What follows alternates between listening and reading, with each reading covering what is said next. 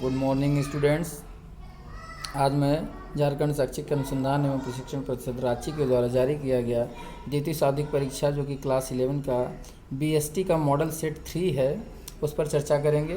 तो आइए चलिए और देखते हैं मॉडल सेट 3। मॉडल सेट 3 देखने के पहले मैं आपको बता दूं कि इसके पहले मैंने मॉडल सेट 1 और मॉडल सेट 2 भी जो कि बीएसटी का ही जारी कर दिया है। तो अभी तक आपने उस वीडियो को नहीं देखा है तो नीचे दिए गए डिस्क्रिप्शन बॉक्स में मैंने उसका लिंक दिया हुआ है, जिसके माध्यम से आप उसको आसानी से देख सकते हैं। पहला प्रश्न है, अधिविकर्ष की सुविधा किस प्रकार के खातों में उपलब्ध होता है। तो पहले प्रश्न का उत्तर है, अधिविकर्ष की सुविधा बैंक द्वारा चालू खाते पर दी जाती है। चालू खाता यानी current account. Question number second है, डीटीएच सेवाएं कोई कैसे प्राप्त कर सकता है।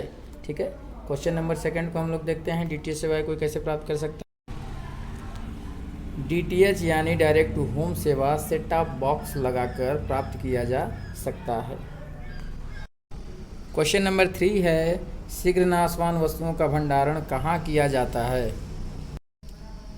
इस प्रश्न का उत्तर है, शीघ्र नाशवान वस्तुओं का भंडारण शीत भंडार गृह या कोल्ड स्टोरेज में किया जाता है, जिससे शीघ्र नाशवान वस्तु खराब ना हो सके।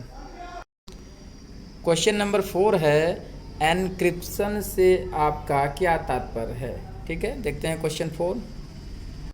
चौथे प्रश्न का उत्तर है, एनक्रिप्शन से आशय मैसेज को कोड एवं डिकोड करने से है, जिससे अनावश्यक या बाहरी लोग इस मैसेज को न समझ सके या उसको न पहचान सके। ठीक है, एनक्रिप्शन यानी मैसेज को कोड और डिकोड करने से है। क्वेश्चन नंबर 5 है, सामाजिक उत्तरदायित्व की अवधारणा के पक्ष में कोई एक तर्क दीजिए। पांचवें का उत्तर है, व्यवसाय समाज का अंग होता है, अतः व्यवसाय को समाज की आवश्यकताओं को भी ध्यान में रखना चाहिए। व्यक्तिगत लाभ के अलावा सामाजिक लाभ पर भी ध्यान देना आवश्यक होता है। क्वेश्चन नंबर 6 है, स्थायी पूंजी का अर्थ लिखें। स्थायी पूंजी से आशय ऐसी पूंजी से है जो व्यवसाय के समापन तक व्यवसाय में बनी रहती है या स्थायी स्वभाव की होती है, यही स्थायी पूंजी का आशय है। क्वेश्चन नंबर 7 है, आंतरिक व्यापार से क्या आशय है। एक ही देश की सीमा के अंदर होने वाले व्यापार को आंतरिक व्यापार कहते हैं। आंतरिक व्यापार को देशी व्यापार भी कहा जाता है। तो जो एक ही देश की सीमा के अंदर होते हैं उसे हम आंतरिक व्यापार या देशी व्यापार कहते हैं। अब लघु उत्तरीय प्रश्न है, क्वेश्चन नंबर 8, चालू खाता एवं बचत खाता में कोई 3 अंतर लिखिए। चालू खाता एवं बचत खाता में 3 अंतर निम्नलिखित है। पहला अंतर है, चालू खाता व्यावसायिक इकाइयों द्वारा खोला जाता है, परंतु बचत खाता कम आय वाले व्यक्तियों एवं कर्मचारियों द्वारा खोला जाता है। ठीक है। दूसरा अंतर है, चालू खाते में जमा निकासी की कोई सीमा नहीं होती, जबकि बचत खाते में एक सीमा निर्धारित होती है। यानी आप चालू खाते में जितना चाहें उतना पैसा जमा कर सकते हैं और निकाल सकते हैं, कोई सीमा नहीं है, जबकि बचत खाते में एक यह निश्चित सीमा तक ही आप निकाल या जमा कर सकते हैं। तीसरा अंतर है, चालू खाते में ग्राहकों को बैंक ब्याज नहीं देता, जबकि बचत खाते में बैंक ग्राहकों को ब्याज देती है। ठीक है, तो चालू खाते में ब्याज नहीं मिलता और बचत खाते में ब्याज प्राप्त होता है। क्वेश्चन नंबर 9 है, जीवन बीमा का क्या तात्पर्य है। जीवन बीमा का अर्थ, जीवन बीमा एक ऐसा बीमा अनुबंध है जिसके अंतर्गत बीमाकर्ता यानी बीमा कंपनी बीमादार को एक निर्धारित प्रीमियम के बदले में जो किस्तों में या एक मुश्त में अदा किया जा सकता है, उसकी मृत्यु अथवा निर्धारित अवधि की समाप्ति पर जो पहले घटित हो एक निश्चित धनराशि देने का वचन देती है। क्वेश्चन नंबर 10 है, फैक्स के कोई 3 लाभ लिखिए। फैक्स के 3 लाभ निम्नवत हैं। पहला है, यह संचार का तीव्र एवं आधुनिक साधन है, यानी फैक्स के द्वारा हम आसानी से और बहुत तेज़ गति से हम किसी के पास सूचनाएं भेज सकते हैं। दूसरा है, पत्र, चार्ट, नक्शे पूरी शुद्धता के साथ भेजे जा सकते हैं, यानी जैसा आपका पेपर होगा हूबहू उसी की फ़ोटोकॉपी फैक्स के माध्यम से आप किसी दूसरे व्यक्ति को भेज सकते हैं। और तीसरा पॉइंट है, संचार की विश्वसनीयता, गोपनीयता एवं कम खर्चीला साधन है, यानी जो आप सूचनाएं भेजते हैं वो विश्वसनीय होता है, गोपनीय होता है और कम खर्चीला होता है। क्वेश्चन नंबर 11 है, भंडारण के किन्हीं 3 कार्यों का वर्णन करें। भंडारण के 3 कार्य कौन कौन से हैं? माल का संग्रह, ठीक है, भंडारण में माल का संग्रह किया जाता है। मूल्यों में स्थायित्व, भंडारण के द्वारा माल के मूल्यों में स्थायित्व आता है। वित्त प्रबंध, भंडारण में जो व्यापारी माल रखते हैं उस माल के आधार पर व्यवसाय में वित्त की प्राप्ति हेतु वो कहीं से साख प्राप्त कर सकते हैं। इस प्रकार भंडारण जो है वित्त प्रबंध की सुविधा प्रदान करती है। और माल की सुरक्षा, भंडारण क्या करता है? माल को सुरक्षा प्रदान करता है। तो ये भंडारण के 3 कार्य हैं। इसको मैंने पॉइंट ही लिखा है, इसको आप परीक्षा में जब लिखेंगे तो 2-2 4-4 लाइन इसको थोड़ा सा विस्तार से लिखेंगे, point by point. Question number 12 है, पर्यावरण प्रदूषण किसी व्यवसाय को किस प्रकार से प्रभावित करता है? तो देखते हैं पर्यावरण प्रदूषण व्यवसाय को किस प्रकार से प्रभावित करता है। व्यवसाय समाज का अंग है, पर्यावरण समाज को प्रभावित करता है और समाज पर्यावरण को प्रभावित करता है। व्यावसायिक इकाइयों के द्वारा जो पर्यावरण को प्रदूषित किया जाता है उसी के मद्देनज़र स्थानीय सरकारों द्वारा पर्यावरण प्रदूषण को नियंत्रित करने के लिए तरह तरह के कार्य किए जाते हैं, जिससे उद्योग पूरी तरह प्रभावित होते हैं। इसी के कारण औद्योगिक इकाइयों को दूर दराज के इलाकों में अपने उद्योग लगाने हेतु विवश होना पड़ता भी है। तो यानी जिस प्रकार से व्यवसाय जो है पर्यावरण को प्रभावित करता है और पर्यावरण समाज को प्रभावित करता है और समाज व्यवसाय को प्रभावित करता है, तो यानी ये सभी एक दूसरे को प्रभावित करते हैं और एक दूसरे से प्रभावित होते हैं। क्वेश्चन नंबर 13 है, व्यावसायिक वित्त की विशेषताओं को लिखें। व्यावसायिक वित्त की विशेषताएं यहाँ पर दी हुई हैं। पहला है, यह अल्पकालीन एवं दीर्घकालीन होते हैं, ठीक है। यह व्यवसाय के विस्तार एवं आधुनिकीकरण में सहायक होते हैं। तीसरा है, कार्यशील पूंजी उपलब्ध कराने में सहायक होते हैं। और लास्ट है, व्यावसायिक वित्त बैंक एवं अन्य वित्तीय संस्थाओं से प्राप्त किए जाते हैं, ठीक है। व्यावसायिक वित्त कहाँ से प्राप्त किए जाते हैं? बैंक एवं अन्य वित्तीय संस्थाओं से। और पांचवा है, व्यावसायिक वित्त व्यवसाय के रक्त संचार का भी कार्य करते हैं। क्वेश्चन नंबर 14 है, फुटकर व्यापारियों के किन्हीं 3 कार्यों को लिखे। फुटकर व्यापारी के 3 कार्यों को लिखना है। तो यहाँ पर मैंने फुटकर व्यापारी के 3 कार्यों को लिखा हुआ है, आप लोग देख लीजिए। सॉरी, यहाँ पर देखिए थोड़ा सा मिसप्रिंट हो गया है। थोक व्यापारियों से माल का क्रय करता है, ठीक है। थोक व्यापारियों से माल का क्रय करना, उसके जगह क्या हो गया है, थोड़ा सा मानवीय त्रुटि है, इसको आप ध्यान रखेंगे। फुटकर व्यापारी के कार्य में पहला कार्य क्या है? थोक व्यापारियों से माल का क्रय करना। सेकंड है, उपभोक्ताओं को उनकी पसंद के अनुसार थोड़ी थोड़ी मात्रा में माल का विक्रय करना। और तीसरा है, वस्तुओं के लिए मांग का पूर्वानुमान लगाना। तो आप इसको चाहे तो हूबहू लिख सकते हैं या पॉइंट बाई पॉइंट बना करके भी आप लिख सकते हैं। तो जो फुटकर व्यापारी होते हैं मांग का पूर्वानुमान लगाकर भी उत्पाद को या थोक व्यापारियों को देते हैं। अब हम लोग दीर्घ उत्तरीय प्रश्न की ओर चलते हैं, लॉन्ग आंसर टाइप क्वेश्चन। 15वां प्रश्न है, व्यावसायिक बैंकों के प्रमुख कार्यों का वर्णन कीजिए। जो व्यावसायिक बैंक होते हैं उनके प्रमुख कार्य, जिसको हम लोग प्राथमिक कार्य बोलते हैं या मुख्य कार्य बोलते हैं, वो 2 हैं। पहला है जमा स्वीकार करना और दूसरा है ऋण देना, ठीक है, ऋण देना या ऋण प्रदान करना। तो ये 2 मुख्य कार्य हैं जिसको हम लोग व्यावसायिक बैंक के प्रमुख कार्यों या प्राथमिक कार्यों में सम्मिलित करते हैं। अब देखिए यहाँ पर है जमा स्वीकार करना। जो जमा स्वीकार करता है बैंक, वो 5 प्रकार के खातों के माध्यम से करता है। वो 5 प्रकार के खातों का वर्णन यहाँ पर मैंने केवल नाम लिख रखा है, इसको आप परीक्षा में लिखेंगे तो आपको इसका वर्णन भी करना होगा। मैं इसको थोड़ा थोड़ा बता देता हूँ। जैसे कि जमा स्वीकार करना में है, जो बैंक जमा स्वीकार करता है वो इन 5 खातों के माध्यम से ही करता है। इसमें पहला है चालू खाता, आप परिचित हैं। यह वैसा खाता होता है जिसमें कोई सीमा निर्धारित नहीं होती, आप कितना भी पैसा जमा कर सकते हैं, कितना भी पैसा निकाल सकते हैं, जब चाहे जमा कर सकते हैं, जब चाहे निकाल सकते हैं। इस पर बैंक ग्राहकों को ब्याज की सुविधा उपलब्ध नहीं कराता। जितने भी व्यवसायी वर्ग होते हैं इसी खाते का प्रयोग करते हैं। चालू खाते पर ही बैंक अधिविकर्ष की सुविधा देती है। दूसरा है बचत खाता। बचत खाता जो होता है कम आय वर्ग वाले या कर्मचारी वर्ग के द्वारा खोला जाता है। बचत खाते पर बैंक कुछ ब्याज की दर देती है और इसमें धन जमा करने और निकालने की एक सीमा निर्धारित होती है।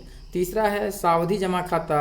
इस पर बैंक जो है सबसे ज़्यादा ब्याज ग्राहकों को इसी खाते पर देता है। सावधि जमा खाते को एफडी या फिक्स डिपॉजिट भी कहा जाता है, या मुद्दती जमा खाता भी इसको कहा जाता है। सावधि जमा खाता में व्यक्ति का पैसा एक निश्चित अवधि के लिए जमा कर लिया जाता है, उसके पहले व्यक्ति को पैसा नहीं दिया जाता और परिपक्वता तिथि के पश्चात ही इस धनराशि का भुगतान ब्याज के साथ मिलता है। ठीक है।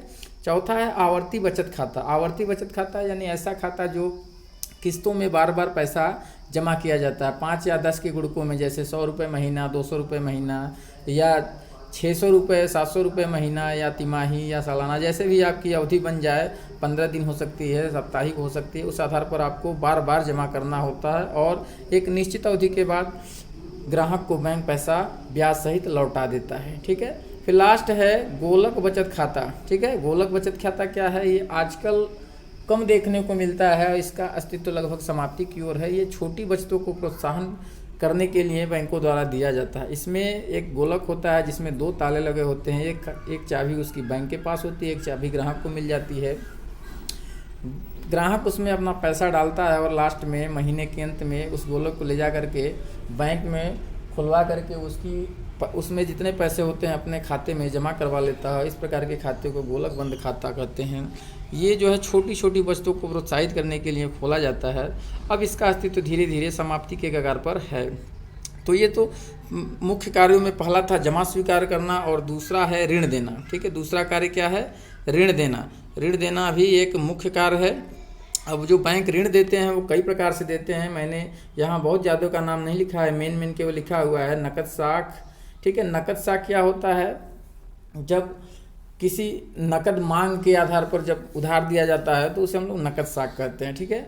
यानी जब आप किसी बैंक में जाते हैं लोन के लिए तो आपको गारंटी के आधार पर या अन्य किसी माध्यम से ऋण की व्यवस्था कर दी जाती है। दूसरा है अधिविकर्ष। चालू खाते पर यह सुविधा दी जाती है, व्यक्ति अपने खाते में जमा राशि से अधिक धनराशि निकाल लेता है और उस अधिविकर्ष या अधिक निकाली गई राशि पर बैंक ब्याज लेता है। फिर तीसरा है बिल एवं हुंडियों को भुना करके भी बैंक ऋण देता है और उसके बदले में कमीशन लेता है। तो इसके माध्यम से ही बैंक की बहुत सारी कमाई होती है। बैंक की कमाई का मुख्य स्रोत यही है, ऋण दे करके ब्याज प्राप्त करके लाभ कमाना। तो इस प्रकार बैंक के ये 2 प्रमुख कार्य हैं। इसके अलावा बैंक के बहुत सारे कार्य हैं, सहायक कार्य, आकस्मिक कार्य, एजेंट संबंधी कार्य, लेकिन ये जो मुख्य कार्य है जमा स्वीकार करना और ऋण देना, ये बैंक का प्रमुख कार्य है। क्वेश्चन नंबर 16 है बीमा की परिभाषा दीजिए, बीमा के लाभों का संक्षेप में वर्णन कीजिए। बीमा की परिभाषा को हम लोग यहाँ देख लेते हैं। न्यायाधीश टिंडाल के अनुसार बीमा एक अनुबंध है जिसमें बीमाकर्ता बीमादार को एक निश्चित राशि का एक निश्चित घटना के घटित होने की दशा में एक बड़ी धनराशि का भुगतान करने की जोखिम उठाने के प्रतिफल में देता है। ये न्यायाधीश टिंडाल के अनुसार बीमा की परिभाषा है। एक और परिभाषा मैंने यहाँ लिख रखी है थॉमस के अनुसार।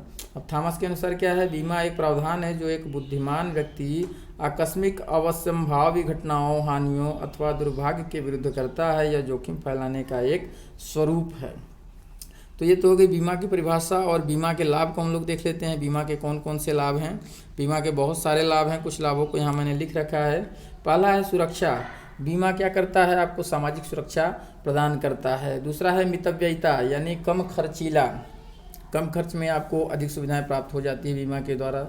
तीसरा है रक्षा एवं विनियोग तत्व। बीमा में आपको रक्षा भी हो जाती है और आपका विनियोग इन्वेस्टमेंट हो जाता है, यानी मैच्योरिटी तिथि के बाद आपको आपका जितना विनियोग राशि है उसको भुगतान ब्याज सहित आपको मिल जाता है। चौथा है साख में वृद्धि। जिस व्यक्ति के पास, जिस व्यवसायी के पास बीमा अधिक होता है उसके साख में ज़्यादा वृद्धि होती है और उसको लोग संपन्नता की दृष्टि से भी देखते हैं। पांचवा है व्यावसायिक दक्षता में वृद्धि। बीमा जो है व्यक्ति की व्यावसायिक दक्षता में वृद्धि करता है। छठवां पॉइंट है जोखिम का वितरण। बीमा क्या करता है? जोखिम का वितरण कर देता है, यानी जो जोखिम व्यवसायी या व्यक्ति के पास था उसको बीमा कंपनियों को हस्तांतरित कर दिया जाता है। सातवां पॉइंट है औद्योगिक विकास। बीमा से क्या होता है? औद्योगिक विकास होती है, जो रिस्क होता है उसको फैला दिया जाता है और वो कम हो जाता है। आठवां है बचतों को प्रोत्साहन। बीमा के माध्यम से बचतों को भी प्रोत्साहित किया जाता है। और लास्ट है रोजगार में वृद्धि। बीमा से क्या होता है? रोजगार में वृद्धि होती है। बहुत सारी कंपनियां, बीमा कंपनियां हैं जो रोजगार प्रदान करती हैं, इससे रोजगार में वृद्धि होती है। तो ये हो गया आपका बीमा के लाभ। तो ये बहुत सारे लाभ हैं जिसको मैंने केवल पॉइंट लिखा है और आप परीक्षा में लिखेंगे क्योंकि ये लॉन्ग आंसर टाइप क्वेश्चन है, तो आप हेडिंग डाल करके इसके बीच बीच में 2-3 लाइन 4 लाइन अपने हिसाब से व्याख्या करनी होगी आपको। क्वेश्चन नंबर 17 है, ई बिजनेस से आप क्या समझते हैं? आधुनिक व्यवसाय में इसके लाभों का वर्णन कीजिए। 17वें प्रश्न का उत्तर हम लोग देख लेते हैं। ई बिजनेस का अर्थ, ई बिजनेस का पूर्ण रूप है इलेक्ट्रॉनिक बिजनेस। ठीक है, ई बिजनेस का पूर्ण रूप क्या है? Full form electronic business. Electronic business का अर्थ पेपर रहित बिजनेस से है। अब डिजिटल रूप में हम बिजनेस करते हैं तो उसे ई बिजनेस कहते हैं। ई बिजनेस में माल का पूछताछ, माल का ऑर्डर, माल का नमूना, माल का बीजक इत्यादि डिजिटल रूप में प्राप्त किया जाता है। आधुनिक युग इंटरनेट एवं संचार का युग है। दिन प्रतिदिन ई बिजनेस की लोकप्रियता बढ़ती जा रही है। अब है ई बिजनेस के लाभ। ई बिजनेस के कौन कौन से लाभ हैं फटाफट देख लेते हैं। पहला है समूचे विश्व पर पहुंच। ई बिजनेस के द्वारा पूरे समूचे विश्व पर आप अपनी पहुंच बना सकते हैं। पूरा विश्व एक बाजार, पूरा मार्केट एक ग्लोबलाइजेशन हो गया है। पूरा विश्व एक मार्केट के रूप में उभर कर सामने आ गया है। मांग और पूर्ति में संतुलन। ई बिजनेस के द्वारा मांग और पूर्ति में संतुलन स्थापित किया जाता है। कीमतों में स्थायित्व। ई बिजनेस के द्वारा कीमतों में स्थायित्व आई है। पांचवा है बिचौलियों की समाप्ति। ई बिजनेस के द्वारा थोक व्यापारी और फुटकर व्यापारी की संख्याओं में कमी आई है। उत्पादक सीधे उपभोक्ताओं को माल पहुंचा रहे हैं। ठीक है। छठवां है समय की बचत। ई बिजनेस के माध्यम से समय की बहुत सारी जो बर्बादी होती थी वो अब नहीं हो रही, यानी बच जा रहा है। सातवां पॉइंट है संदेह का तुरंत समाधान। ई बिजनेस के माध्यम से संदेह का तुरंत समाधान हो जाता है। संदेह यानी माल कम है, अधिक है, टूट फूट गया है, इसका समाधान तुरंत हो जाता है। आठवां पॉइंट है भुगतान में जोखिम नहीं। भुगतान जो होता है उसमें जोखिम नहीं होता है, सारा कुछ डिजिटल रूप में होता है, तो कहीं किसी भ्रम की संभावना नहीं बनी रहती है। नौवां है नए उत्पाद लाना आसान। ई बिजनेस के माध्यम से आप कोई मार्केट में नई वस्तु लाते हैं तो उसका आसानी से प्रचार प्रसार किया जा सकता है और उसका विक्रय बढ़ाया जा सकता है। 10वां पॉइंट है खर्चों में कमी। ई बिजनेस के द्वारा बहुत सारे ऐसे खर्चे हैं जिनको मैनुअली करना पड़ता है और ई बिजनेस में उसको नहीं करना पड़ता है। तो ये सब ई बिजनेस के लाभ हैं। ठीक है, तो ई बिजनेस का अर्थ और ई बिजनेस के लाभ को हम लोगों ने देख लिया। क्वेश्चन नंबर 18 है विमोचनशील ऋण पत्र तथा अविमोचनशील ऋण पत्र का अर्थ स्पष्ट करें। तो पहला हम लोग देखते हैं विमोचनशील ऋण पत्र क्या है। विमोचनशील ऋण पत्र से आशय ऐसे ऋण पत्र से है जिनका भुगतान एक निश्चित अवधि के बाद कंपनी द्वारा कर दिया जाता है। विमोचनशील ऋण पत्र को शुद्ध ऋण पत्र भी कहते हैं। दूसरे शब्दों में ऐसे ऋण पत्र जिनके एक निश्चित अवधि की समाप्ति पर या एक मुश्त वार्षिक आहरण द्वारा या खुले बाजार से स्वयं के ऋण पत्र क्रय करके भुगतान किया जाता है, शुद्ध ऋण पत्र कहलाते हैं। तो ये हो गया विमोचनशील ऋण पत्र या शुद्ध ऋण पत्र। यह दो प्रकार का होता है। यह दो प्रकार कौन है? शर्त सहित ऋण पत्र और शर्त रहित ऋण पत्र। यानी वैसा विमोचनशील ऋण पत्र जिसमें शर्त हो और वैसा ऋण पत्र जिसमें शर्त न हो। तो ये हो गया विमोचनशील ऋण पत्र। और दूसरा है अविमोचनशील ऋण पत्र। अविमोचनशील ऋण पत्र क्या है? अविमोचनशील ऋण पत्र से अविमोचनशील ऋण पत्र से आशय ऐसे ऋण पत्र से जिसका भुगतान कंपनी के समापन के बाद ही किया जाता है। विमोचनशील ऋण पत्र को शुद्ध ऋण पत्र भी कहा जाता है। यानी ऐसे ऋण पत्र जिनका भुगतान कंपनी के समापन पर ही किया जा सकता है। दूसरे शब्दों में यह ऋण पत्र अनिश्चित अवधि के लिए निर्मित किए जाते हैं, इसलिए इन्हें स्थायी ऋण पत्र के रूप में जाना जाता है। तो ये हो गया अविमोचनशील ऋण पत्र और विमोचनशील ऋण पत्र का अर्थ।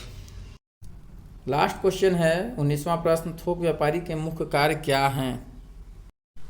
तो हम लोग देख लेते हैं थोक व्यापारी के मुख्य कार्य। लास्ट क्वेश्चन देखने से पहले मेरा आप लोग से रिक्वेस्ट है कि यदि आप मेरे चैनल पर नए हैं तो प्लीज़ चैनल को सब्सक्राइब करें और मुझे भी थोड़ा सा आप लोग मोटिवेट करें, जिससे मैं आगे और भी बहुत सारे वीडियो बना करके आप लोगों के लिए ऐसे ही मोटिवेट होकर के अपलोड करता रहूं। तो यदि आप चैनल पर नए हैं तो प्लीज़ चैनल को सब्सक्राइब करें और अपने मित्रों और दोस्तों में इस वीडियो को ज़्यादा से ज़्यादा शेयर करें। और आपको मैं बता दूं कि सत्र समाप्त होने के बाद जैसे ही नया सत्र आएगा, मेरे द्वारा क्लास 9, 10, 11, 12 के संपूर्ण सिलेबस का वीडियो अपलोड किया जाएगा। तो आप आसानी से वीडियो को देख सकते हैं, समझ सकते हैं, पढ़ सकते हैं। और आपको कहीं डाउट है तो आप प्लीज़ मेरे नीचे दिए गए नंबर पर या कमेंट बॉक्स में टाइप करके अपना डाउट क्लियर कर सकते हैं। चलिए आइए लास्ट प्रश्न देख लेते हैं हम लोग। तो थोक व्यापारी के मुख्य कार्य में कौन कौन है? वस्तुओं का एकत्रीकरण, यानी थोक व्यापारी क्या करता है, वस्तुओं को एकत्र करके रखता है। सेकंड है वस्तुओं का विकेंद्रीकरण। विकेंद्रीकरण यानी जो वस्तु को एकत्र करके रखता है फिर उसको फुटकर व्यापारियों तक पहुंचाना। फिर है वित्त प्रबंध। थोक व्यापारी क्या करता है, उत्पादकों को और फुटकर व्यापारियों को दोनों को वित्त की सुविधा प्रदान करता है। तीसरा है भंडारण। थोक व्यापारी माल के भंडारण का भी कार्य करता है। पांचवा है श्रेणीयन। थोक व्यापारी वस्तुओं के श्रेणीयन, पैकिंग एवं डिब्बाबंदी का भी कार्य करता है। थोक व्यापारी के अन्य कार्य हैं, जैसे है छठा है जोखिम उठाना। थोक व्यापारी क्या करते हैं, रिस्क लेने का भी काम करते हैं। वे उत्पादक के बहुत सारे रिस्क को और फुटकर व्यापारी के बहुत सारे रिस्क को अपने ऊपर उठा लेते हैं। सातवां है परिवहन सुविधा। थोक व्यापारी उत्पादक और फुटकर व्यापारियों को परिवहन सुविधाएं उपलब्ध कराते हैं। आठवां है बाजार सर्वेक्षण। थोक व्यापारी बाजार सर्वेक्षण करते हैं और वस्तु की मांग का पूर्वानुमान भी लगाते हैं। नौवां प्रश्न है विज्ञापन। थोक व्यापारी विज्ञापन के माध्यम से उत्पादकों को सहायता प्रदान करते हैं और फुटकर व्यापारियों को विज्ञापन के द्वारा वस्तु अधिक खरीदने के लिए प्रेरित भी करते हैं। 10वां पॉइंट है मूल्य निर्धारण। थोक व्यापारी जो होते हैं किसी वस्तु के अंतिम मूल्य को भी निर्धारित करने का कार्य करते हैं। तो इस प्रकार कुल मिला जुला करके हम लोगों ने 19 प्रश्न देख लिए। 19वें प्रश्न के उत्तर को भी देख लिया। वीडियो देखने के लिए आप सभी का बहुत बहुत धन्यवाद। आप ऐसे ही कॉमर्स गुरु चैनल पर बने रहें।